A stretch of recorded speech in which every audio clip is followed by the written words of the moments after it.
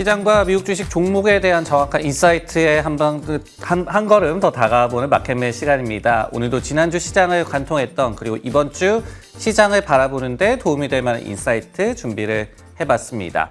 첫 번째 주제부터 한번 살펴보도록 하겠습니다. 시장과 관련한 얘기로 한번 시작을 해볼 텐데요. 미장에 역대급 자금이 유입되고 있기 때문에 산타랠리를 이끌 것이다 라는 골드만삭스의 보고서 내용을 한번 살펴보도록 하겠습니다.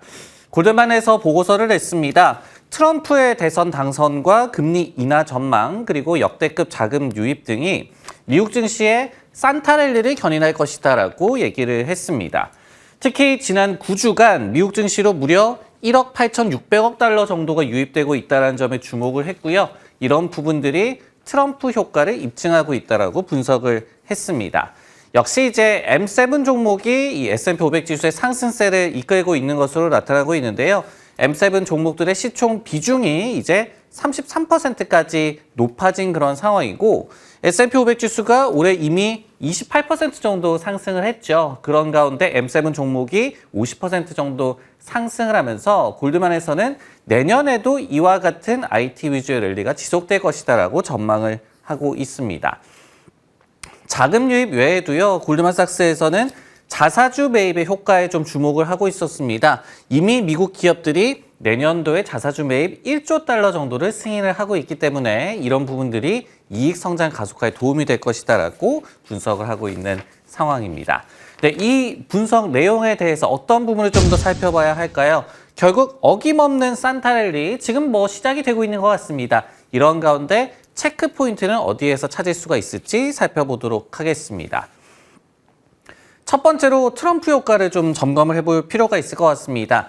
대선 전 대비해서 S&P 500 지수가 약 한 5% 정도 추가 상승을 했어요. 즉 트럼프의 당선이 증시의 호황을 이끄는 요소임을 입증하고 있는 그런 상황입니다. 하지만은 저희가 이제 트럼프의 재집권과 관련해서 결국은 인플레이션 재발 우려에 따른 국채금리 상승 가능성에 대해서는 좀 체크를 해볼 필요가 있을 것이다라고 생각이 드는데요. 골드만삭스에서도 계속해서 산타랠리 이어질 수 있을 것이다라고 얘기를 하고는 있지만은 10년물 국채금리 4.6% 정도가 위험선이다라고 얘기를 하면서 금리 상승에 유의해야 한다라고 조언을 하고 있습니다. 지금 다행히 대선 전과 비교해서 국채금리가 그렇게 오르고 있지는 않은 그런 상황입니다. 이런 부분 앞으로 좀 체크가 필요하겠습니다. 두 번째로 자사주 매입인데요. 골드만에서 자사주 매입을 계속해서 이 시장 호황의 요소로 모멘텀으로 지목을 하고 있습니다.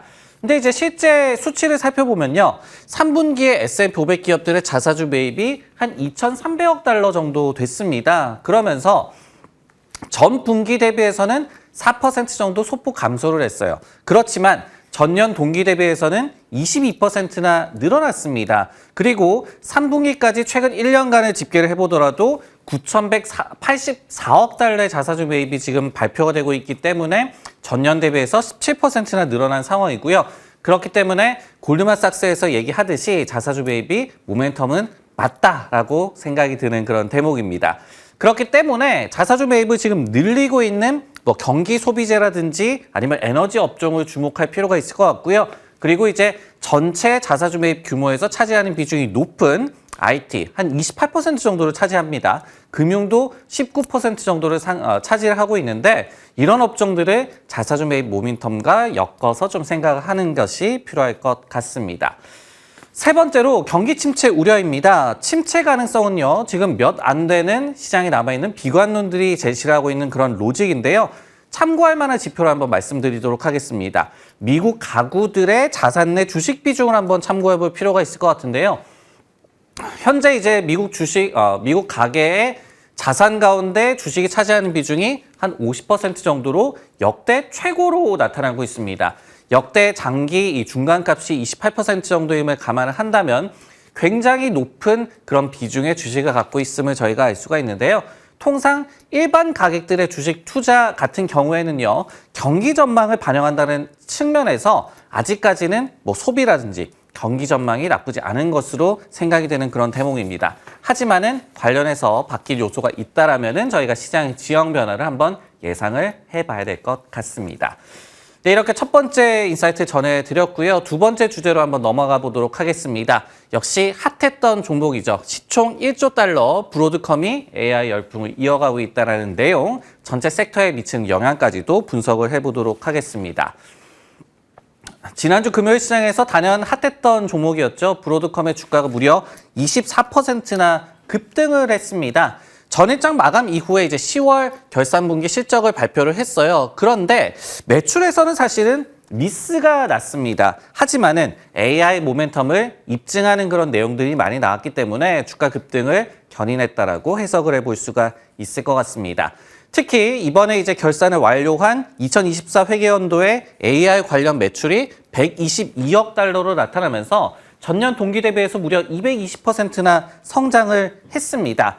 여기에 더해서 브로드컴에서는요, 오는 이제 2027 회계연도께에는 AI 관련 매출이 900억 달러에 달할 것이다라고 예상을 하고 있습니다. 근데 이제 참고적으로 엔비디아의 분기 데이터 센터 매출, AI 칩이 많이 포함된 그런 사업부라고 볼 수가 있겠죠. 한 300억 달러 정도 되거든요. 그러니까 얼마나 대단한 AI 관련된 매출을 기대를 하고 있는지 저희가 알 수가 있습니다. 사실 이제 실적 발표 전만 하더라도요, 신규 설계 칩에 대한 수요가 약하다라는 우려에 직면했던 브로드컴의 상황이었습니다. 여기에 이제 브로드컴이 애플의 유명한 이제 납품사죠. 하지만은 애플이 또 내년에 다른 칩으로 선회할 것이라는 보도도 나왔었는데 이런 우려를 불식시키는 긍정적인 이번에 실적에 대한 주가 반응이라고 볼 수가 있겠습니다.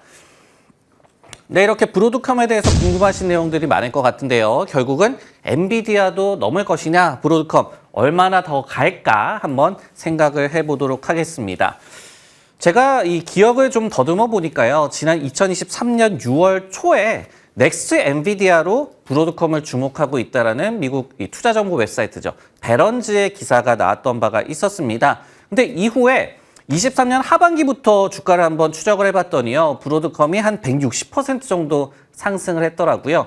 그리고 지난주 금요일 급등을 합산을 한다면 브로드컴이 한 100% 정도 올해 상승을 하고 있습니다. 하지만은 올해도 엔비디아가 170% 정도 상승을 하고 있기 때문에 아직까지는 엔비디아가 브로드컴을 압도하고 있는 그런 상황이라고 볼 수가 있을 것 같습니다. 하지만은 브로드컴의 실적 발표 내용이 엔비디아에 어떤 의미를 가지는지 이 대목에서 꼭 생각을 좀 해봐야 될 것 같습니다. 긍정적, 부정적 측면 둘 다 찾아볼 수가 있었는데요. 첫 번째로 긍정적인 측면 한번 살펴보도록 하겠습니다. 브로드컴이 최소 3년간 AI 칩의 모멘텀이 이어질 것이다라고 예상을 했습니다. 이것은 엔비디아를 비롯한 AI 칩 관련 섹터에도 긍정적이라고 볼 수가 있을 것 같은데요. 결국은 시장의 견고한 수요를 입증했다는 점에서 저희가 생각을 해볼 수가 있을 것 같습니다. 부정적인 의미도 한번 찾아보도록 하겠습니다. 엔비디아와 AMD의 주가는 지난주 금요일에 나란히 하락했습니다. 왜 그랬을까? 브로드컴이 대형 클라우드 기업 3곳과 AI 칩을 개발 중이다라고 얘기를 했는데요. 물론 엔비디아의 GPU가 범용성 측면에서는 충분히 우수합니다. 하지만 이제 브로드컴은 대신에 XPU라는 AI 칩을 개발 및 납품을 하고 있기 때문에 100% 겹친다라고 볼 수는 없지만은 간접적으로 경쟁을 하고 있는 그런 상황이라고 보여지고요. 여기에 이제 중요한 요소가 엔비디아의 문제라고 지적된 것이 바로 고객사 편중입니다. 현재 한 4개사 정도로 집중이 되고 있는 것으로 추정이 되고 있는데요. 브로드컴이 이번에 3개사라는 그런 언급을 했습니다. 여기에서 만약에 겹치는 그런 기업이 있다라고 생각을 한다면은 결국은 브로드컴이 엔비디아의 고객사를 빼앗아 오는 개념이라고 이해를 해야 될 것 같고요. 이 때문에 관련된 우려를 반영해서 엔비디아라든지 AMD의 주가가 빠진 것으로 저희가 생각을 해볼 수가 있을 것 같습니다.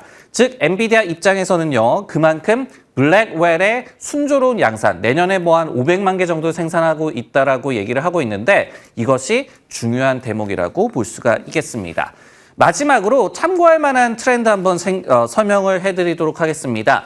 전설적인 헤지펀드 투자자죠. 스탠리 드러켄밀러가 지난 2022년 4분기에 엔비디아를 매수해서 올해 3분기에 전량 매도를 했습니다. 그러면서 대규모 수익을 거뒀었는데요. 근데 이제 드러켄밀러가 처음 엔비디아를 매수를 했을 때 내가 엔비디아 기업 철자도 몰랐다라고 고백을 한 바가 있었습니다. 즉 이분은 일단 사고 나서 종목을 스터디하는 그런 스타일이라고 저희가 생각을 해볼 수가 있겠죠.